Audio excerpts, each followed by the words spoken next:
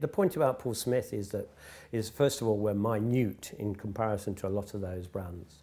A lot of the big brands were opening 20 shops a year. We were opening 1 or 2 shops a year.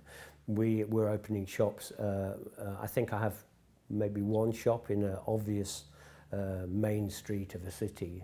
Most of my shops are hidden away, Notting Hill Gate, in an old house built in 1850, in my hometown, built in a house that was built in 1730.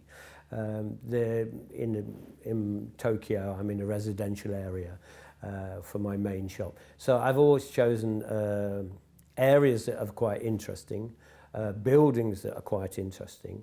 I've only ever opened a very small amount of shops in comparison to the big guys. And also the other thing is that every one of my shops is different. All my shops have their own character and individuality.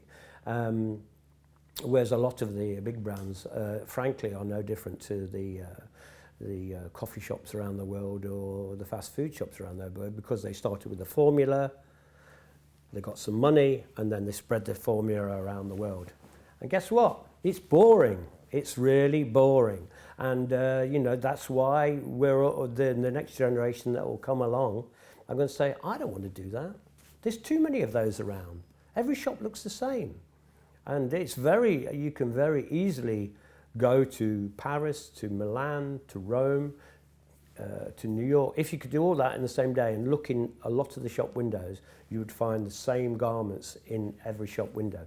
And that's got to be nonsense. It has to change. So Paul Smith has always been very much about character, individuality. All my managers are allowed to buy the product for themselves because they have a local knowledge of their shop and of their town. Probably that's why we're still, luckily, 9% up on last year.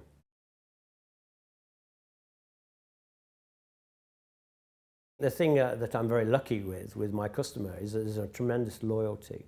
With a lot of brands, it's very much about, the brands are very heavily marketed, big promotional events or advertising campaigns around the world. And sadly, there's very little loyalty to brands. I'm very lucky in the fact that I don't really advertise that much. People who start buying from me, maybe when they're a student, often continue to buy from me.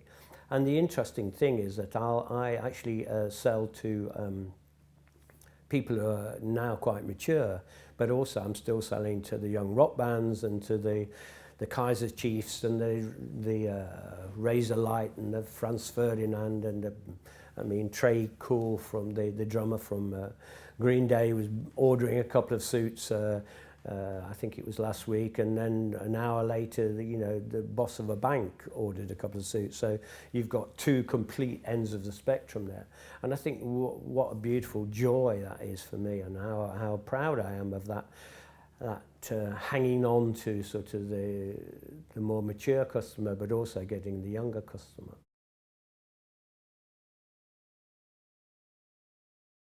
I'm constantly asked to do interesting things outside of clothes. Well, I say interesting things. I'm constantly asked to do things outside of clothes. So I probably by now could have designed about 8 hotels and 10 phones and 3 cars and things. But mostly I say no, because I'm really busy as I am. I like what I do. I don't want to compromise what I do. And sometimes I just look at the project or meet the people and I just think, why on earth would I want to do that? What's in it for me emotionally, not financially. It's never a financial decision, never, never, never. Because some of the things are really, could be successful financially. So recently I've designed the bottle for an Evian bottle, which was just for Christmas. And they asked me, and somewhere at the back of my mind, I seem to remember I liked Evian. When I was as a teenager, I wanted to be a racing cyclist, and one of the sponsors of one of my favourites had Evian written on his sleeve. So I think that was the reason why I decided to do an Evian bottle. So completely unrelated to Evian or the water, but to do with my wish to be a cyclist, a professional cyclist. Over the past few years, I've worked with a bicycle company, I've worked with a motorbike company, I've worked with some young graphic designers from Berlin, but only because I'm really interested in the actual job or the collaboration or the people.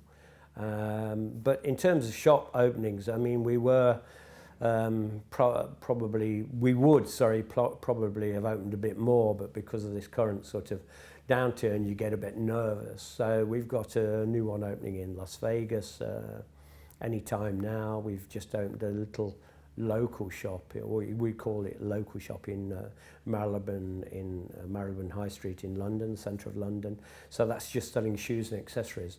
And I've opened 3 little shops, because I think that's sort of quite a good sort of gesture against the big nasty corporate rollout that has been happening around the world. And so it's just like I'm almost like back to being just a person opening a shop, and I like that. I think that's really great, and trying to make them work. And the one that we just opened actually is taken off remarkably well. So big new shop opening in Seoul next year, which is actually an entire building that we're putting up, and the whole shop as well. The usual sort of 2 or 3 opening in Japan, which seem to, I don't know where they put them all, but we've got over 200 shops in Japan, so that's quite a lot. And that's still doing well. I mean, it's a little bit down on last year, but still pretty enormous business.